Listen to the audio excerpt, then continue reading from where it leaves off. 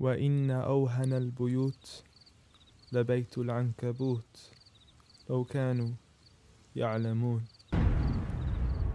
The weakest of homes is the home of the spider, if only they knew. And it's not just because of the web, but also for what happens inside it too.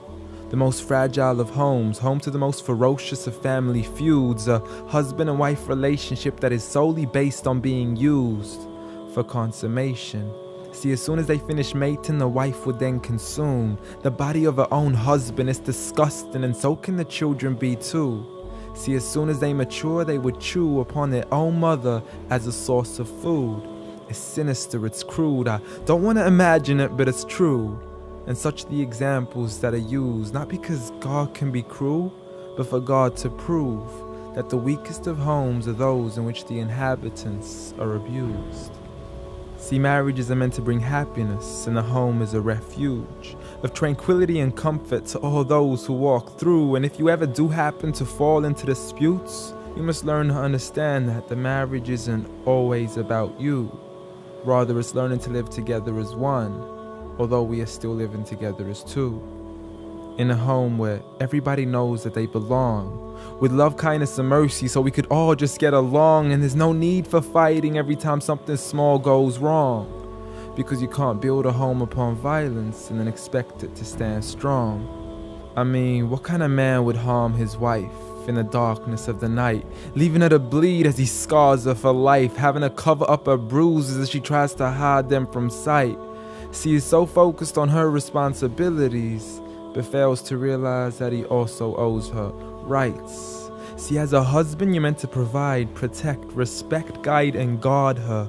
You are her garment, her lifelong partner, her Prince Charming who should charm her, her knight in shining armor. But a night has turned into a nightmare as he spends his nights trying to harm her. As she begs him on her knees, please, I need you to be calmer. I urge you, see, patience is a virtue. I never even heard you. I promise I didn't mean to hurt you. Please don't be mad.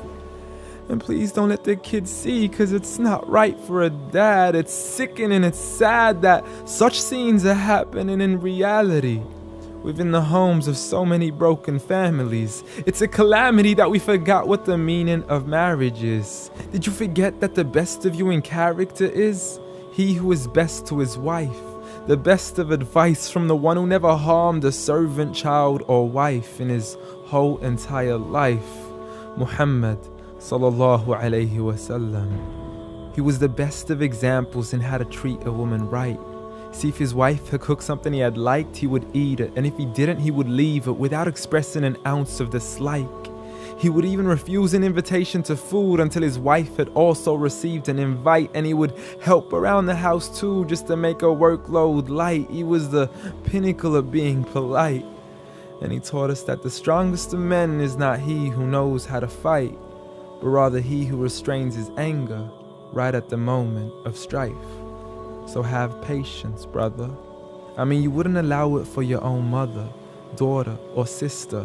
You wouldn't bear to watch another man punch and kick her, so the next time you even think to cause her trauma and hit her, you need to understand that she too is another man's mother, daughter, or sister.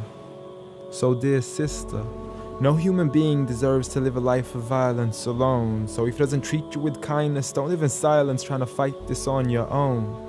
Rather seek help from God first, and don't be afraid to then pick up the phone and let your people know that you are no longer willing to live in the weakest of homes. Violence against women? Islam says no.